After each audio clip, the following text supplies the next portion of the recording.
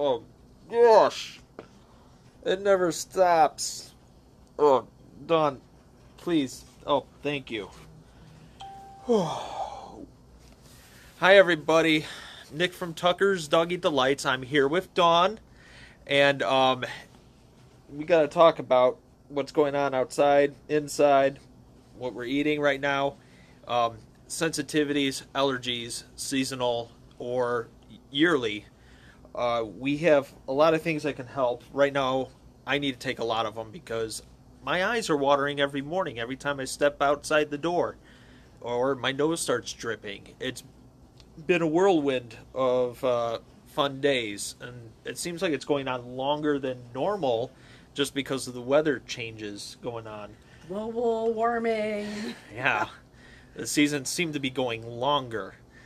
All right, so what we want to talk to you about today are the different options and tools we have available to you for your dogs and cats. Some very unique things, a sensitivity test, a lot different than the blood test that you can do at the vet's office, and also communication sessions with Dawn to help narrow down things by actually talking to your animal. So let's get started. Let's talk about what we can do here at Tucker's Doggy Delights. We actually do a sensitivity test that tests for 208 food ingredients. It's a simple yes or no. It's done by hair and saliva, sent out to a lab, takes about 7 business days. Now, I really like this. Tucker has done 2 of them in his lifespan so far, since we've been doing it. And we get these wonderful reports. These are actually both Tucker's right here. And this was done back in November of 2014. And this one here was done in March of 2016. So you can see this very big, colorful chart. Basically what we get as far as results are simply yes or no. Red meaning yes, they are sensitive to that ingredient, or it's left blank as no, they are okay with it. But I'll tell you right now, it is amazing what happens over time. And that's why we have the 2, about a year and a half apart, assessments here. Tucker, starting off, we weren't sure where he was at with his food sensitivities, but we still wanted to do a test. Again, this test for 208 food ingredients, so you get a very broad spectrum, which is great for us here at a nutrition store because there are so many ingredients, so many proteins, so many carbohydrates found in foods. It's never easy to see from a blood test, and I'll show you an example of that. What foods are available when you can't answer all the questions with all the ingredients. So, back in 2014 when we got our results, there's obviously a lot of red. Here in the protein list, all on the left side here, he couldn't have chicken, surprise, surprise, buffalo, goat, lamb, pork and ham, ostrich, a handful of fish options, including shellfish.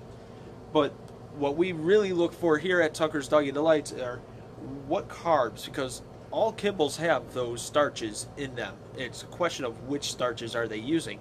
High sugar level ones, low sugar level ones, good, bad, grains, not grains. Here, all the grains were. They were all red. So we had to avoid grains. We knew that. Good or bad grains.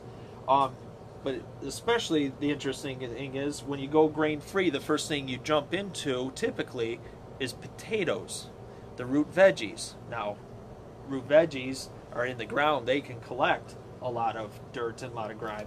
But also, they're high in sugar, typically. So it's a higher starchier food. So the next thing we found out, he was allergic to potatoes. So where can we go from there?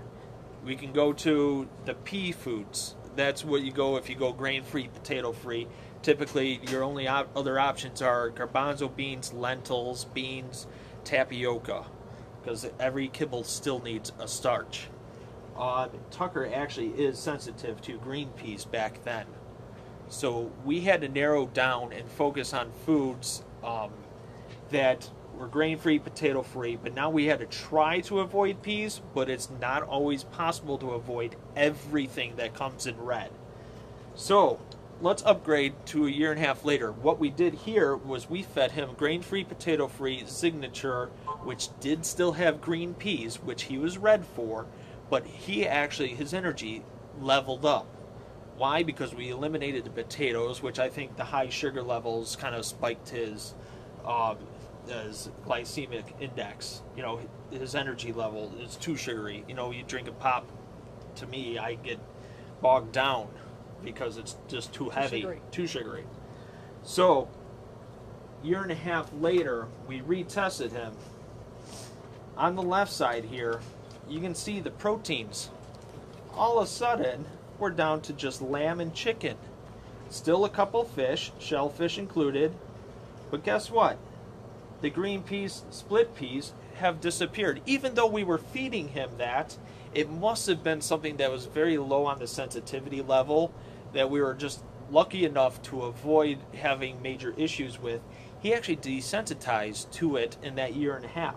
Along with a lot of proteins, he can even have some grains now. We still choose not to give him any grains, but he has become a lot less sensitive to a good number of ingredients the next time around.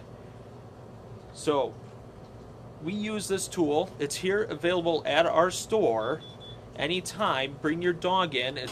I think it's $100, and we take a hair and saliva sample, gets sent out to a lab in Montana. It takes about 7 to 10 business days to get the results.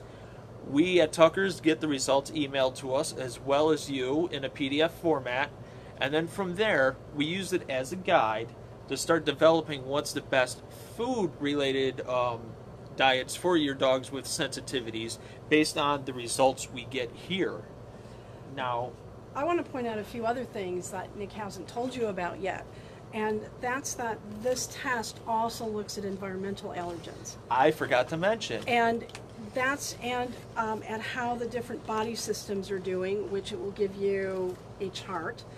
But the environmental sensitivity can be very important. So when we started working with Tucker at one point, he had really itchy skin, and they had already done the testing to find out what to try to feed him. Yes, they changed his diet. He wasn't getting better. Spent 6 months trial and error on foods, trying to figure out what worked best to reduce his itching. Yet his itching still seemed to be there.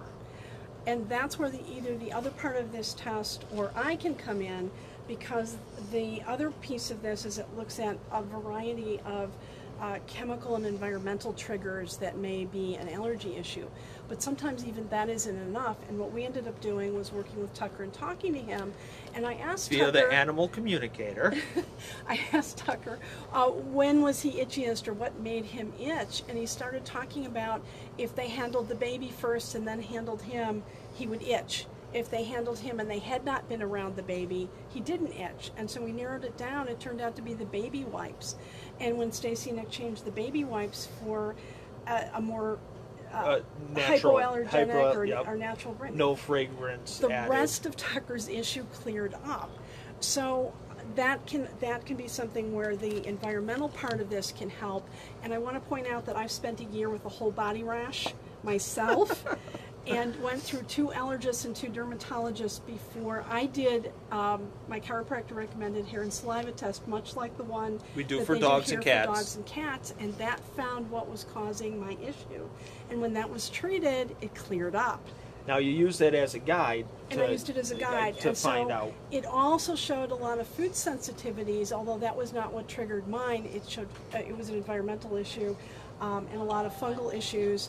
And so those fungus is often airborne, and one of the airborne funguses that's indoors and out can trigger skin rashes in humans and dogs, or probably cats. Everybody jumps to something outside for sure, or if food-related rash. Right, and so when another piece, and Nick can talk about that a little bit, is this will make recommendations for what you might do to support that. And that's what happened with me. There were recommendations made when I treated for what I was really allergic to.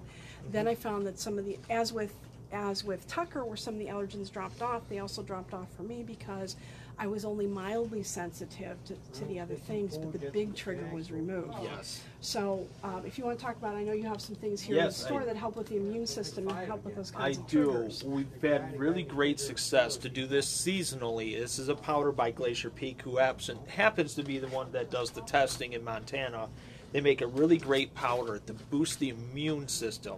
Now this we recommend doing for 10 days on, 10 days off, and then another 10 days on to really kickstart the immune system right before a season change. So you only have to use this about 4 times a year, and it really gears that body. If you can boost the immune system in any way, which means getting rid of the food sensitivities or the environmental, the immune system has the ability to fight off the other one if the other one's causing issues.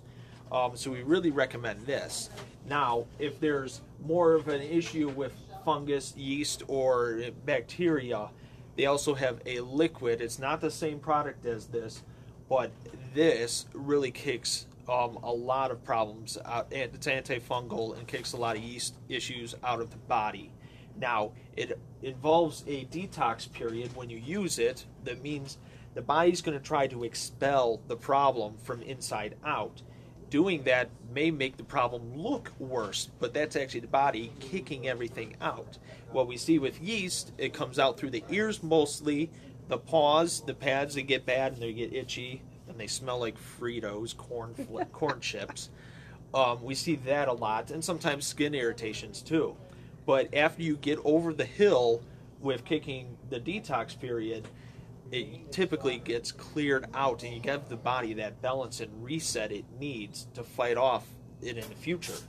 And I can echo that because I actually got worse for about a week before I got better when I was treating, and my hands and feet were the worst. Really? And they were and so much like an animal. It's like moving around and trying to get away from. But your skin is one organ. Your skin is one organ, so it's a single organ, and it can pop out anywhere. Yeah.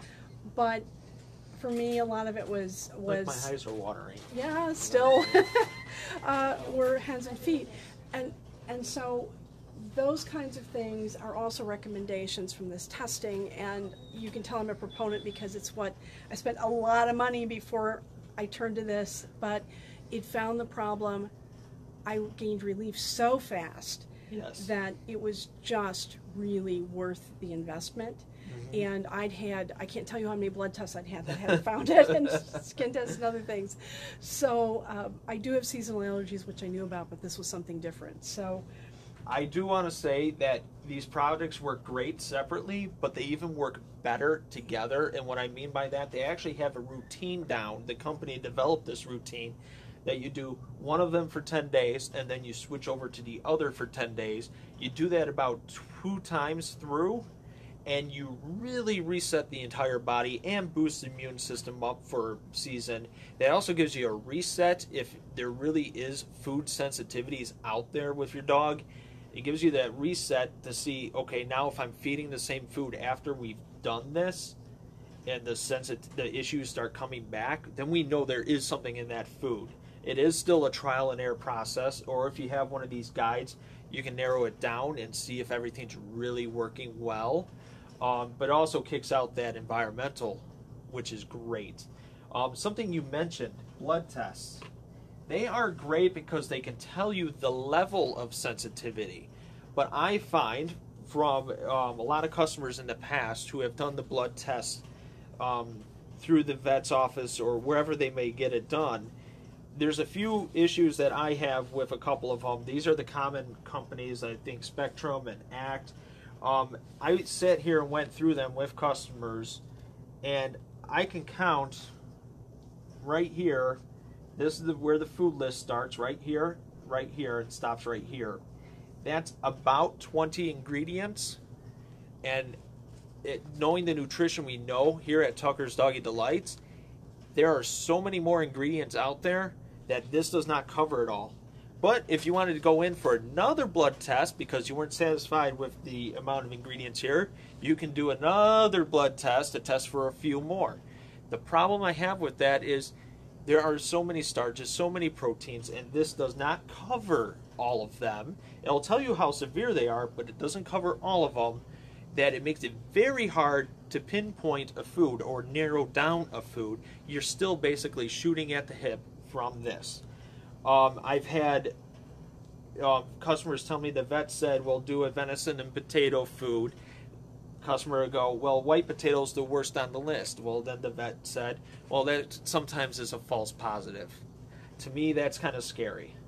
I'd rather have something, it may not be how severe they are, I'd rather have a clear-cut guide to narrow down the food. Because again, all we're doing, we have to test it. It's trial and error. So be wary when you look at these. They are still good because they tell you the severity, but please ask the questions, how many ingredients? Because dog foods, a typical dog food will have at least 10 to 15 ingredients in it. That's fruits, veggies, starches, proteins, and fats. The rest will be vitamins and minerals. But did this test for all the different options out there? Or even what's in the food that you're currently feeding? Mm-hmm. You don't know. So then you're back to square one and frustrated that you spent a lot of money. So the option's always available to you. I do have to say, doing a combination of a sensitivity test with us and or talking to Dawn in a private session, which is really cool because you get the dog's perspective. Asking the right questions, they can lend you to clues. And so a common one that a lot of people, two common ones that people often don't look at. One very common one are the scents and skincare products you were using. So if you are using something on your hands or you're using a lot of essential oils, a lot of people are really into the essential oils, but animals are much more sensitive than we are to those scents, and some of them are they're too strong, or they can be the dogs or cats in particular can have allergic reactions to them, just as some people do, and so you might find that those can be problematic, and that's something that we'll often get at in talking to the animal about what's going on in the household.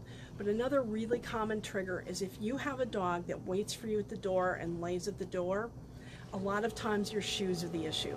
Because think about the trip that your shoes take every day. You're walking across the parking lot, you're in public restrooms, you're on whatever surface you have at work, and you bring that home. In most other countries, people take their shoes off immediately. In the U.S., we tend not to do that. In my house, shoes come off at the door, and you have indoor-only shoes that you wear. But it keeps it in an area. It keeps it in an area, but if that's where your dog is waiting for you, like I have sort of a mud hall, so that door is closed and the dog doesn't get in there to where we're changing shoes, except when she's going in or out.